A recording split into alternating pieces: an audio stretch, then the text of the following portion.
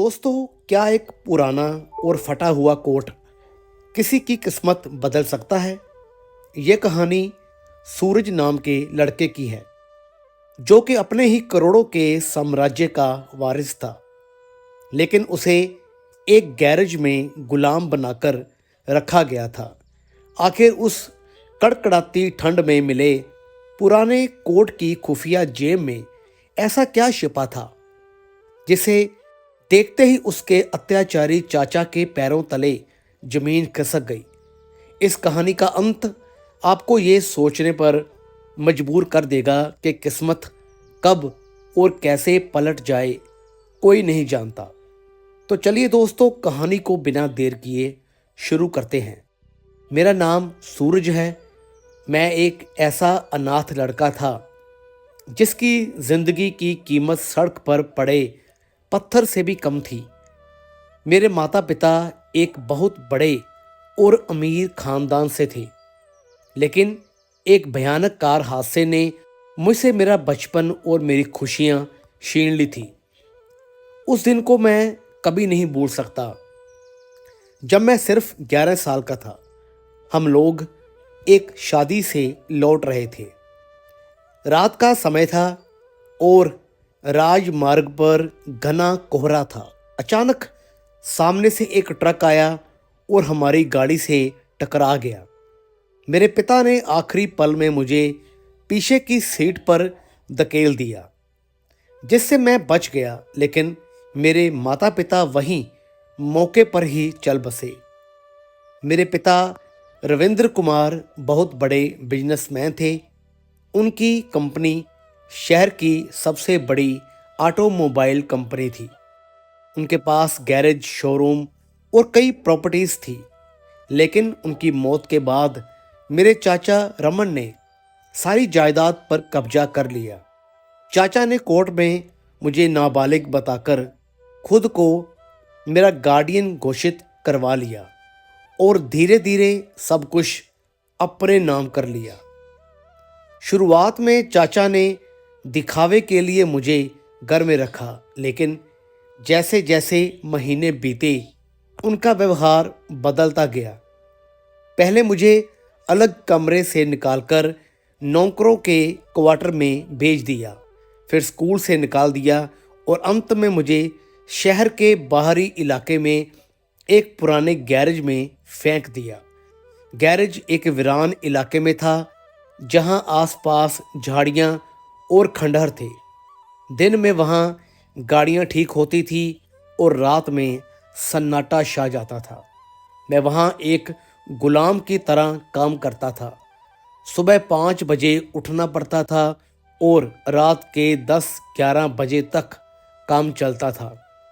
मेरे हाथ हमेशा काले ग्रीस और इंजन के तेल से सने रहते थे।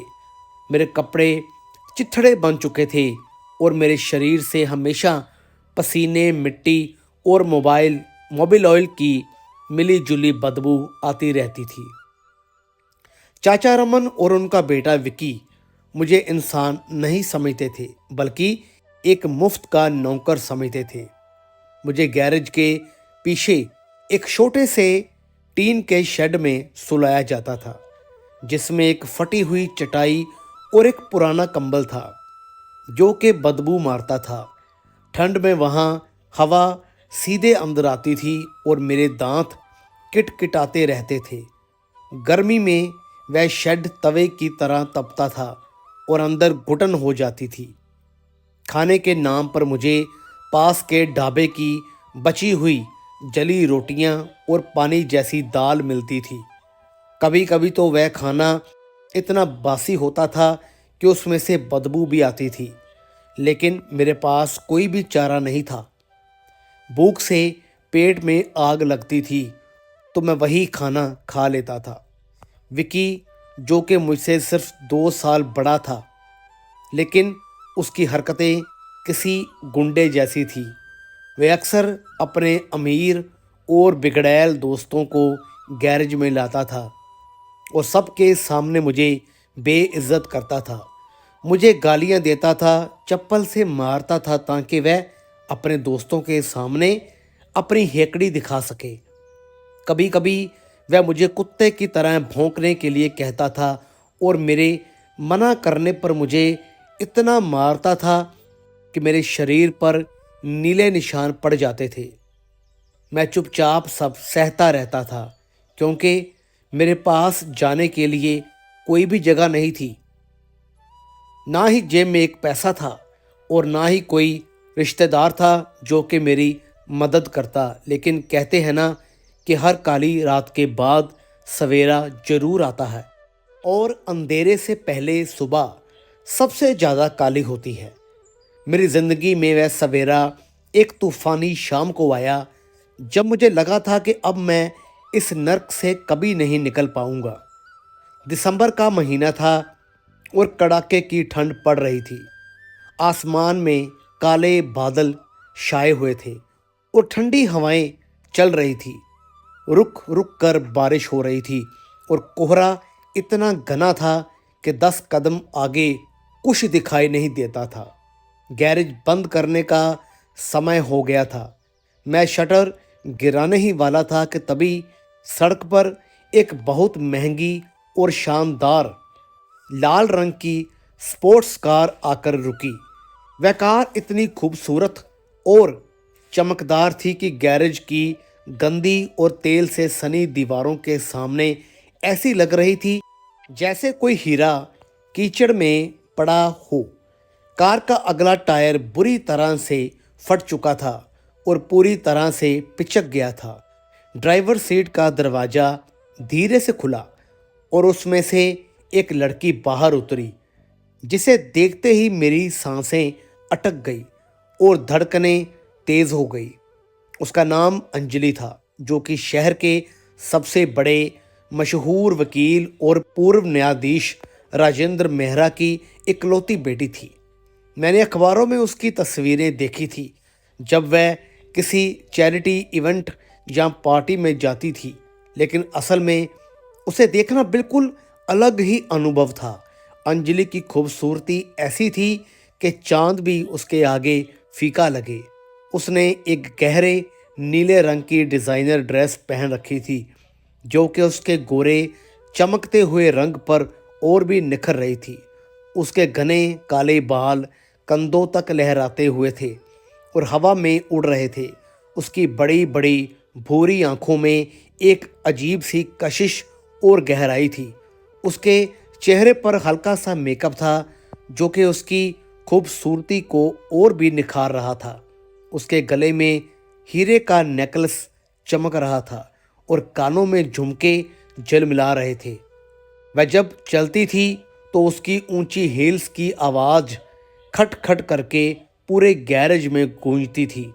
विकी, जो हमेशा की तरह गैरेज के कोने में प्लास्टिक की कुर्सी पर टांग फैलाकर बैठा था और अपने मोबाइल पर गेम खेल रहा था, अंजलि को देखते ही उछल पड़ा। उसके मुंह में पान भरा हुआ था जिसे उसने जल्दी से थूका और अपनी शर्ट को ठीक करते हुए दौड़कर अंजलि के पास गया। उसकी आंखों में लालच और गंदी नीयत साफ दिख रही थी। वह अंजलि के सामने पहुंचा और अपने गंदे पीले दांत दिखाते हुए बोला, मैडम जी, क्या सेवा कर सकता हूं मैं इस गैरेज का मालिक हूं, विक्की कुमार। आप बिल्कुल फिक्र मत कीजिए, आपकी गाड़ी अभी 5 मिनट में ही ठीक हो जाएगी। विक्की की नज़रें लगातार अंजलि पर गड़ी हुई थी और वह बार बार अपनी जीभ होंठों पर फेर रहा था। उसके चेहरे पर एक गंदी मुस्कान थी, लेकिन अंजलि ने विक्की को ऐसे नज़रअंदाज किया जैसे वह वहाँ है ही नहीं या जैसे वह कोई दीवार हो। उसने विक्की की तरफ देखा भी नहीं, बल्कि उसकी नज़र सीधे गैरेज के अंधेरे कोने में जहां मैं खड़ा था वहां चली गई। मैं एक भारी पुराना टायर हाथ में लिए खड़ा था। मेरे चेहरे और हाथों पर कालिख और ग्रीस लगी थी। मेरी शर्ट पसीने और बारिश के पानी से पूरी तरह से भीगी हुई थी और मेरे शरीर से चिपकी हुई थी, जिससे मेरा सूखा लेकिन गठीला बदन साफ दिख रहा था। मेरे बाल बिखरे हुए थे और चेहरे पर कई दिनों की दाढ़ी थी। मेरी पतलून फटी हुई थी और पैरों में चप्पल नहीं थी क्योंकि वह टूट गई थी। मैं बिल्कुल एक भिखारी की तरह लग रहा था। अंजलि धीरे धीरे अपनी ऊंची हील्स में चलती हुई मेरे पास आने लगी। उसकी हर कदम की आवाज़ मेरे दिल पर चोट कर रही थी और मेरी धड़कनें तेज होती जा रही थी। विकी पीछे पीछे आ रहा था और बार बार कह रहा था कि मैडम आप ऑफिस में बैठिए, वहाँ एसी है, यहाँ बहुत गंदगी है। लेकिन अंजलि ने उसकी एक भी ना सुनी। वह सीधे ही मेरे पास आई और मेरे इतना करीब आ गई कि मुझे उसकी महंगी फ्रेंच परफ्यूम की खुशबू आने लगी। वह खुशबू गैरेज की तेल और ग्रीस की बदबू को काट रही थी। अंजलि ने मेरी आंखों में गहराई से देखा। उसकी आंखों में एक अजीब सी चमक थी जो मुझे अपनी तरफ खींच रही थी। उसने अपनी कोमल और मधुर आवाज़ में, जो एक संगीत की तरह कानों में गूंज रही थी, कहा, क्या तुम मेरी मदद करोगे? मुझे जल्दी घर जाना है और बहुत अंधेरा हो रहा है। मुझे डर भी लग रहा है। उसकी आवाज़ में एक ऐसा जादू था कि मैं मना नहीं कर पाया। हालांकि मेरे अंदर एक आवाज़ कह रही थी कि ये लड़की तुम्हारी दुनिया से नहीं है, वह अमीरों की दुनिया से है। लेकिन उसकी आंखों में जो मासूमियत और उम्मीद थी, उसने मुझे पिघला दिया। मैंने चुपचाप सर हिलाया और जैक और औजार लेकर उसकी गाड़ी के पास गया। विकी जल बुन गया था। उसका चेहरा गुस्से से लाल हो गया था। वह बार बार अंजलि को ऑफिस में बैठने के लिए कह रहा था और चाय कॉफ़ी ऑफर कर रहा था, लेकिन अंजलि ने साफ मना कर दिया और बोली, नहीं, मैं यहीं ठीक हूँ। वह वहीं खड़ी रही और मुझे गाड़ी ठीक करते हुए देखती रही। बारिश अचानक बहुत तेज हो गई थी और ठंडी हवाएं जोर से चलने लगी थी। बिजली कड़क रही थी और आसमान में बादल गरज रहे थे। मैं गाड़ी के नीचे लेटकर जैक लगा रहा था और टायर के नट खोल रहा था। बारिश का ठंडा पानी मेरे शरीर पर गिर रहा था और मैं ठंड से कांप रहा था। अंजलि मेरे बिल्कुल ही पास खड़ी थी और नीचे झुककर मुझे काम करते हुए देख रही थी। मैं उसकी मौजूदगी से इतना घबराया हुआ था कि मेरे हाथ कांप रहे थे। जब मैं आधे घंटे की कड़ी मेहनत के बाद गाड़ी के नीचे से निकला तो मेरा पूरा चेहरा गीला था, पसीने और बारिश के पानी से। मेरे बाल माथे और गालों पर चिपके हुए थे। मेरी सांसें तेज चल रही थी और मेरा सीना ऊपर नीचे हो रहा था। अंजलि ने बिना कुछ कहे अपनी महंगी लेदर की पर्स खोली और उसमें से एक बहुत ही नरम रेशमी सफ़ेद रंग का रुमाल निकाला जिस पर उसके नाम लिखा हुआ था।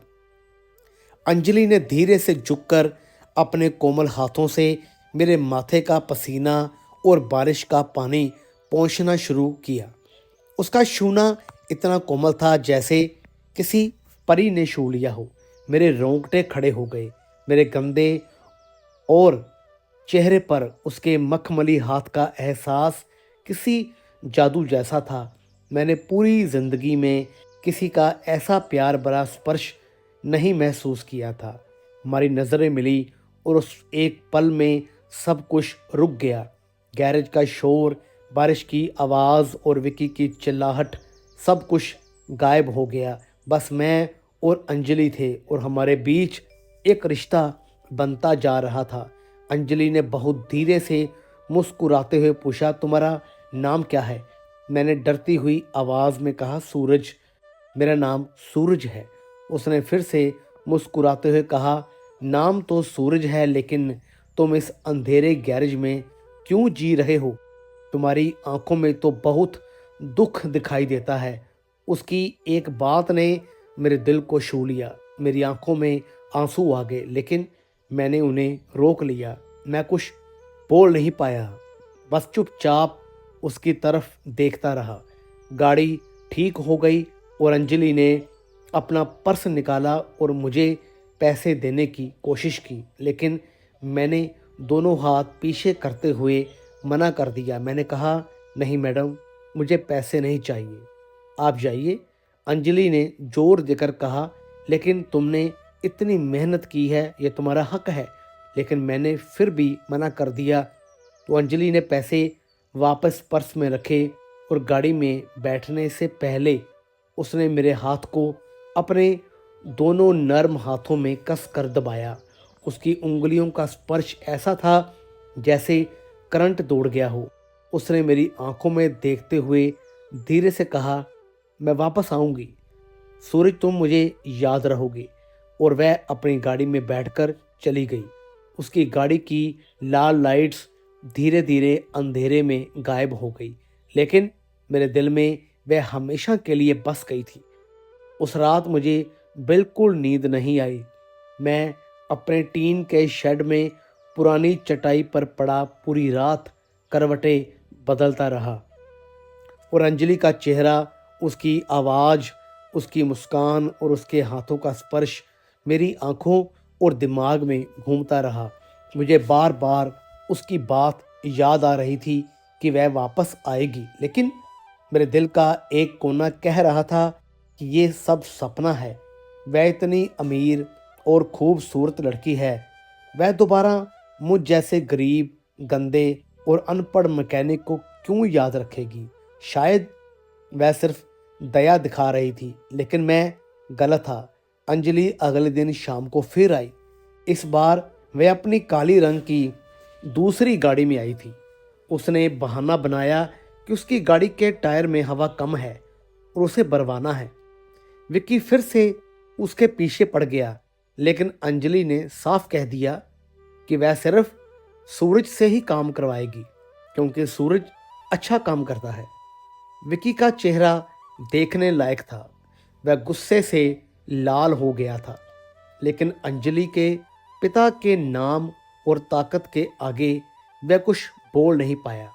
अंजलि रोज किसी न किसी बहाने से गैरेज आने लगी। कभी टायर में हवा, तो कभी इंजन की आवाज़, तो कभी ब्रेक चेक करवाने के नाम पर। हम दोनों गैरेज के पीछे पुराने टायरों के बड़े से ढेर के पास छुपकर मिलते थे। वहाँ एक पुराना आम का पेड़ था, जिसकी घनी छांव में हम बैठते थे। हमारा प्यार धीरे धीरे बढ़ने लगा। हम घंटों बातें करते थे। अंजलि मुझे अपनी पढ़ाई, अपने कॉलेज, अपने सपनों और अपनी ज़िंदगी के बारे में बताती थी, और मैं उसे अपनी लाचारी की कहानियाँ, अपने माता पिता की यादें और अपने हालात के बारे में बताता था। अंजलि को मेरी गरीबी या मेरे गंदे फटे कपड़ों से कोई भी फर्क नहीं पड़ता था। वह कहती थी कि कपड़े और पैसे इंसान को अच्छा या बुरा नहीं बनाते, बल्कि दिल की अच्छाई मायने रखती है। वह मेरी रूह से प्यार करती थी, मेरे दर्द को समझती थी।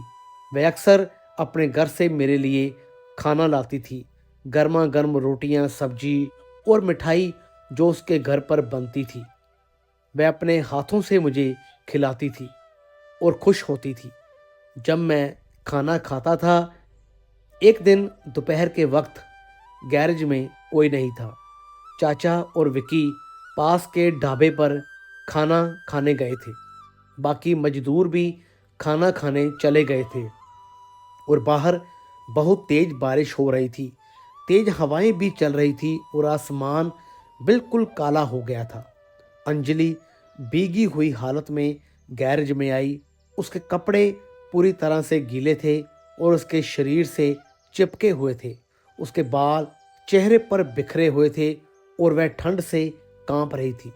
हम दोनों जल्दी से गैरेज के स्टोर रूम में चले गए, जो गैरेज के पीछे था। स्टोर रूम एक अंधेरा और छोटा सा कमरा था, जिसमें पुराने स्पेयर पार्ट्स, टूटे हुए औजार और कबाड़ भरा पड़ा था।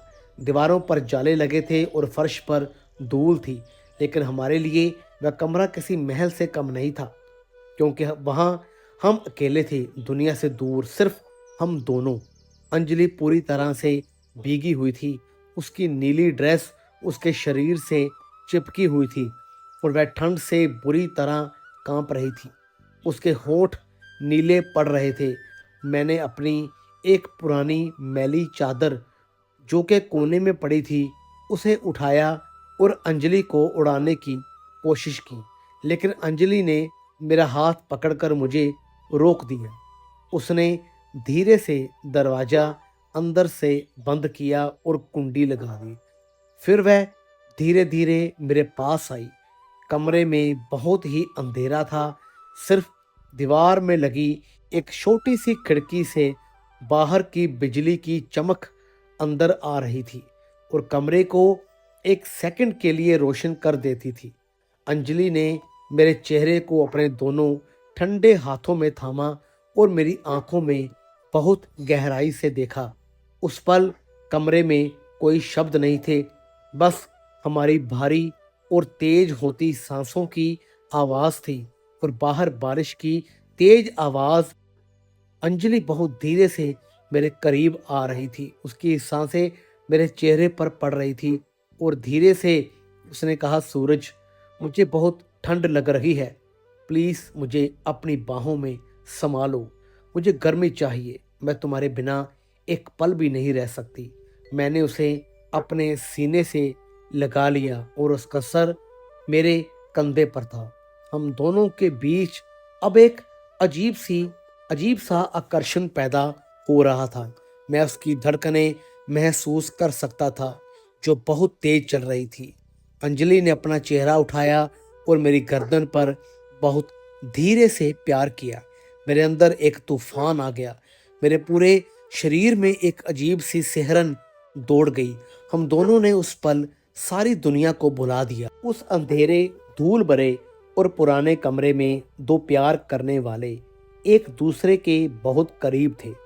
अंजलि की उंगलियां मेरे बालों में उलझी हुई थी और वह बार बार धीरे से कह रही थी, सूरज, मैं सिर्फ तुम्हारी हूँ, बस तुम्हारी।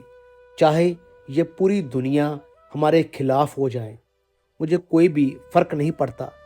वह पल इतना प्यारा और खूबसूरत था कि मुझे लगा मैं कोई सपना देख रहा हूँ। अंजलि ने उस दिन मेरे हर जख्म पर अपनी मोहब्बत का मरहम लगा दिया था।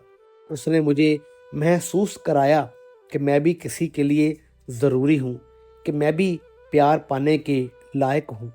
वह दोपहर मेरी ज़िंदगी की सबसे यादगार और खूबसूरत दोपहर बन गई थी। हम घंटों उस कमरे में रहे, एक दूसरे की बाहों में। बाहर बारिश रुक गई थी, लेकिन हमारे दिलों में तूफान चल रहा था। लेकिन खुशियाँ हमेशा के लिए नहीं होती और अच्छे दिन जल्दी ही बीत जाते हैं। विकी को हम पर शक हो गया था। उसने एक दिन अंजलि को गैरेज के पीछे से निकलते हुए देख लिया था और मेरे कपड़ों पर लिपस्टिक का हल्का सा निशान भी देख लिया था। उस दिन के बाद से विकी और चाचा ने मुझ पर जुल्म और भी बढ़ा दिए। मुझे खाना देना बंद कर दिया गया, काम 2 गुना कर दिया गया और रात को सोने नहीं दिया जाता था। सर्दियां बहुत बढ़ गई थी और जनवरी की हवाएं जानलेवा हो रही थी। तापमान बहुत कम था और रात में इतनी ठंड पड़ती थी कि हड्डियां जम जाती थी। मेरे पास पहनने के लिए सिर्फ वही एक पतली और जगह जगह से फटी हुई शर्ट थी जिससे मेरा बदन नीला पड़ रहा था। एक रात ठंड इतनी ज़्यादा थी कि मुझे सच में लगा कि आज मेरी मौत पक्की है। मैं अपने शेड में लेटा हुआ था, लेकिन नींद नहीं आ रही थी, बल्कि ठंड की वजह से पूरा शरीर अकड़ गया था। मेरे दांत बुरी तरह से बज रहे थे, हाथ पैर बिल्कुल सुन्न हो गए थे और सांस लेने में भी तकलीफ हो रही थी। ऐसा लग रहा था कि मेरे फेफड़े जम गए हैं। तभी मुझे अचानक याद आया कि स्टोर रूम में सबसे ऊपर वाली अलमारी में मेरे पिताजी का एक पुराना लकड़ी का संदूक रखा है, जो चाचा ने कबाड़ समझकर वहाँ फेंक दिया था। कई साल पहले जब मुझे यहाँ भेजा गया था, मैं ठंड से कांपते हुए बड़ी मुश्किल से उठा और लड़खड़ाते हुए स्टोर रूम में गया। वहाँ अंधेरा था। मैंने एक पुरानी टॉर्च जलाई जो मुश्किल से रोशनी दे रही थी। मैंने एक टूटी हुई सीढ़ी लगाई और बड़ी मेहनत से ऊपर चढ़ा। वह भारी संदूक धूल, मिट्टी और जालों से ढका हुआ था। मैंने उसे नीचे उतारा तो वह इतना भारी था कि मेरे हाथ कांपने लगे। संदूक पर धूल की इतनी मोटी परत जमी थी कि उस पर कुछ लिखा था। वह दिख ही नहीं रहा था। मैंने अपने हाथों से धूल साफ की और टॉर्च की रोशनी में देखा तो संदूक पर सुनहरे अक्षरों में मेरे पिताजी का नाम खुदा हुआ था, रविंद्र कुमार। मेरी आंखों में आंसू आ गए। ये वही संदूक था जो कि मेरे पिताजी अपने बेडरूम में रखते थे और मुझे कभी उसे छूने नहीं देते थे। वह कहते थे कि इसमें बहुत कीमती चीज़ें हैं। मैंने संदूक के पुराने जंग लगे ताले को तोड़ने की कोशिश की, लेकिन वह नहीं टूटा। तो मैंने एक भारी पत्थर से उस पर वार किया और ताला टूट गया। मैंने कांपते हाथों से संदूक खोला। अंदर दवाई की गोलियों की तेज गंध थी। सबसे ऊपर एक बहुत पुराना लंबा ओवरकोट तह करके रखा था। वह कोट किसी जमाने में बहुत महंगा और शानदार रहा होगा। उसका रंग गहरा भूरा था और उस पर सुनहरे बटन लगे थे, लेकिन अब वह बहुत पुराना हो गया था। उसका रंग फीका पड़ गया था। जगह जगह से सिलाई खुल गई थी और कीड़ों ने उसके कॉलर और जेबों को काट दिया था। उसमें से पुरानी अलमारी की अजीब सी महक आ रही थी, लेकिन मेरे लिए उस ठंड में वह कोट किसी वरदान से कम नहीं था। मैंने बिना कुछ सोचे समझे वह गंदा, पुराना और जगह जगह से फटा हुआ कोट झाड़कर पहन लिया। कोट थोड़ा बड़ा था क्योंकि मेरे पिता मुझसे ज़्यादा लंबे और भारी थे, लेकिन कोट पहनते ही मुझे एक अजीब सी गर्माहट महसूस हुई। एक सुकून मिला, जैसे कि मेरे पिता ने मुझे अपनी बाहों में ले लिया हो, जैसे उन्होंने मुझे गले लगा लिया हो। मेरी आंखों से आंसू बहने लगे और मैं फूट फूट कर रोने लगा। उस रात मैं उसी कोट में लिपट कर सो गया और मुझे कई सालों के बाद पहली बार गहरी नींद आई। मुझे सपने में अपने माता पिता दिखे जो कि मुस्कुरा रहे थे और मुझे आशीर्वाद दे रहे थे। अगली सुबह मैं वही फटा हुआ और पुराना कोट पहनकर गैरेज में काम कर रहा था। को कोट में कई जेबें थीं और उसका कॉलर बहुत बड़ा था जो कि मेरी गर्दन को ठंड से बचा रहा था। मुझे पहली बार लग रहा था कि मैं भी एक इंसान हूँ। दोपहर के करीब विक्की अपने 3-4 गुंडे टाइप के दोस्तों के साथ गैरेज में आया। वह सब मोटरसाइकिल पर आए थे और बहुत शोर मचा रहे थे। उन सब ने चमड़े की जैकेट पहनी हुई थी और वह सिगरेट पी रहे थे। उन्होंने मुझे उस अजीब से पुराने और फटे कोट में देखा तो सब जोर जोर से हंसने लगे। विक्की ने ताली बजाते हुए और अपने दोस्तों को दिखाते हुए कहा, देखो देखो यार, आज हमारा भिखारी साहब ज़्यादा बना है। अरे ये तो मरे हुए बाप का पुराना कोट पहनकर आया है, बिल्कुल भिखारी लग रहा है। विक्की की बातों ने मेरे दिल को बुरी तरह से चोट पहुंचाई। मेरी मुट्ठियां बंद हो गई और आंखों में आंसू आ गए, लेकिन मैंने खुद को संभाला और चुप रहा। मैं जानता था कि अगर मैंने कुछ कहा तो विक्की मुझे बुरी तरह से पीटेगा। विक्की अपने दोस्तों के साथ मेरे पास आया। उसकी आंखों में शराब का नशा था और मुंह से शराब की बदबू आ रही थी। उसने मेरे कोट का कॉलर पकड़ लिया और झटका देते हुए कहा, साले ये भी चुराया है क्या? कहाँ से लाया ये कोट? उतार इसे अभी के अभी। विकी और उसके दोस्तों ने मुझे चारों तरफ से घेर लिया और मुझे धक्का मुक्की करने लगे। एक ने मुझे थप्पड़ मारा, दूसरे ने लात मारी। मैं गिर गया, लेकिन मैंने कोट को कसकर पकड़ लिया। मैंने हाथ जोड़कर विनती करते हुए कहा, विकी भैया प्लीज़ इसे रहने दो, मुझे बहुत ठंड लग रही है। ये मेरे पिताजी का है, प्लीज़ इसे मत छीनो। लेकिन विकी के सर पर शैतान सवार था। उसने कहा, तेरे पिताजी का कुछ नहीं है साले, सब कुछ मेरे पिताजी का है।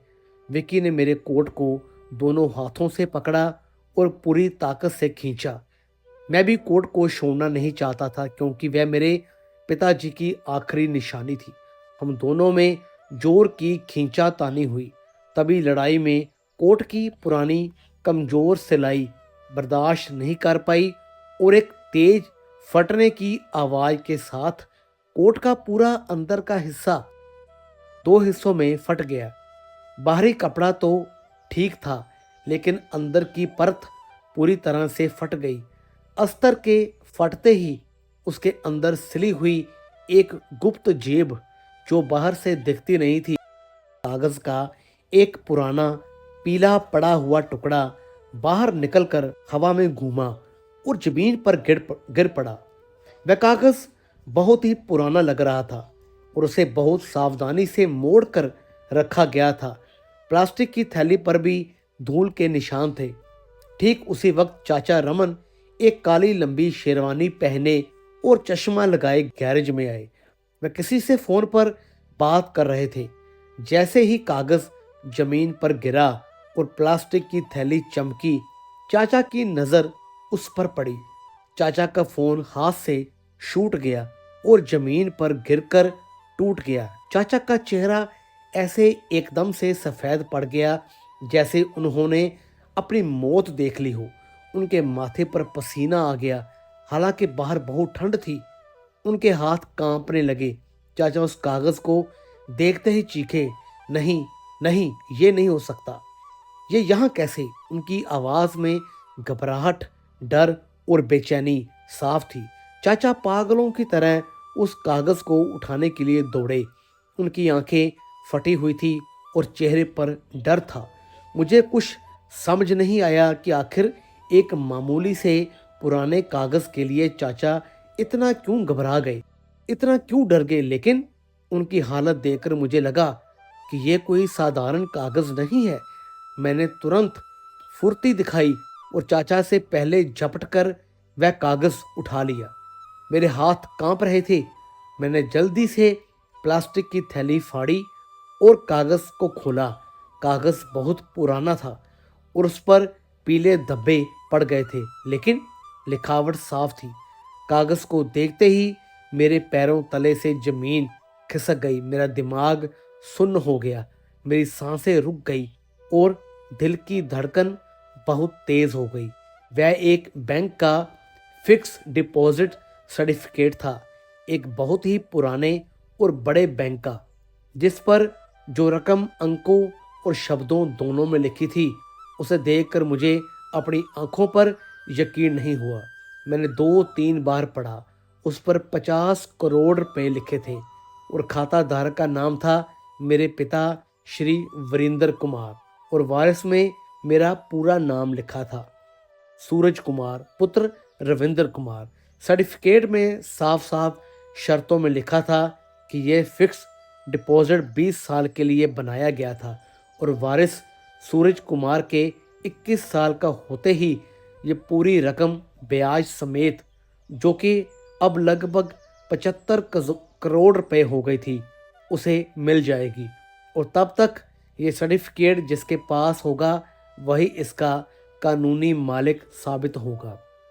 बिना इस सर्टिफिकेट के ये पैसा नहीं निकाला जा सकता था। मेरे हाथों में वह कागज कांप रहा था। मैंने तारीख देखी और मेरे रोंगटे खड़े हो गए। आज की तारीख थी 15 जनवरी और आज ही मेरा 21वां जन्मदिन था, जो मुझे खुद भी याद नहीं था। इन सालों में मैं अपना जन्मदिन भूल गया था क्योंकि मनाने वाला कोई भी नहीं था। मैं पूरी तरह से सन्न रह गया, हैरान रह गया। मतलब मैं जिस गंदे गैरेज में 2 रोटियों के लिए मार खा रहा था, भूखा सो रहा था, कुत्ते से भी बदतर जिंदगी जी रहा था, मैं असल में एक करोड़पति था। चाचा ने ये बात मुझसे 10 सालों तक छिपा कर रखी थी। उन्होंने मुझे जानबूझकर अनपढ़ रखा, गैरेज में रखा ताकि मुझे इस बात का पता ना चले। चाचा चिल्लाए, सूरज बेटा, वह कागज मुझे दे दे, वह बिल्कुल रद्दी है, पुराना फटा हुआ कागज है, तेरे किसी भी काम का नहीं है, ला मुझे दे दे, मैं उसे फेंक दूंगा। चाचा घबराहट में मेरी तरफ लपके। उनकी आंखों में लालच और डर दोनों साफ दिख रहे थे। उनके चेहरे पर पसीना चमक रहा था। अब मुझे पूरी कहानी समझ आ गई थी कि चाचा ने मुझे घर से क्यों नहीं निकाला, क्यों मार मार कर भी जिंदा रखा। वह बस मेरे 21 साल के होने का इंतज़ार कर रहे थे ताकि किसी तरह मुझसे धोखे से दस्तखत करवाकर या मुझे डराकर वह सारे पैसे हड़प सके और फिर शायद मुझे मार भी डाले ताकि कोई गवाह न रहे। इसीलिए उन्होंने मुझे अनपढ़ रखा ताकि मैं कागजात नहीं पढ़ सकूं। मैंने कागज़ को अपनी मुट्ठी में बहुत कसकर भींच लिया और 2 कदम पीछे हट गया। मैंने कहा, नहीं चाचा, ये मेरा है, मेरे पिता ने मेरे लिए रखा है, मैं ऐसे नहीं दूंगा। विक्की को अपने पिता की घबराहट समझ आ गई। उसने तुरंत पास पड़े एक भारी लोहे के पाने को उठा लिया और मेरी तरफ गुस्से में बढ़ा। उसकी आंखें लाल थी। उसने कहा, अबे कमीने, ये कागज पिताजी को दे, वरना आज तुझे यहीं इसी गैरेज में जिंदा गाड़ दूंगा, तेरी कब्र खोद दूंगा। विक्की ने वह भारी पाना पूरी ताकत से घुमाकर मेरे सर पर मारने की कोशिश की। अगर वह लगता तो मेरी खोपड़ी फट जाती, लेकिन मैं बचपन से मार खाते खाते अब चौकन्ना हो गया था। मैं झट से झुक गया और वह पाना मेरे सर के ऊपर से गुजरते हुए पीछे की दीवार पर जोर से लगा। मैंने मौका देकर विक्की को अपने पूरे जोर से धक्का दिया। वह तेल के बड़े से ड्रम पर जा गिरा। ड्रम लुढ़क गया और उसमें से तेल फर्श पर फैल गया। मैंने वहां से भागने की कोशिश की, लेकिन चाचा, जो काफी तगड़े थे, उन्होंने पीछे से मेरा पैर पकड़ लिया। मैं संतुलन खोकर मुंह के बल जमीन पर जा गिरा। मेरी ठुड्डी जमीन से टकराई और मुंह से खून निकलने लगा, लेकिन मैंने कागज को अपनी मुट्ठी में कसकर पकड़े रखा। चाचा घिसटते हुए मेरे ऊपर आए और मेरी पीठ पर चढ़ बैठे। उन्होंने मेरा गला पीछे से दोनों हाथों से दबाना शुरू कर दिया। मेरी सांसें घुटने लगी, मेरी आंखें बाहर निकलने लगी और गला दबने से मेरी जीभ बाहर आ गई। मैं तड़पने लगा, हाथ पैर मारने लगा। चाचा मेरे कान में कह रहे थे, मर जा साले, मर जा कमबख्त, और ये सारी दौलत मुझे मिल जाने दे। तू तो एक भिखारी है, तुझे इतने पैसे की क्या जरूरत, मर जा, बस मर जा।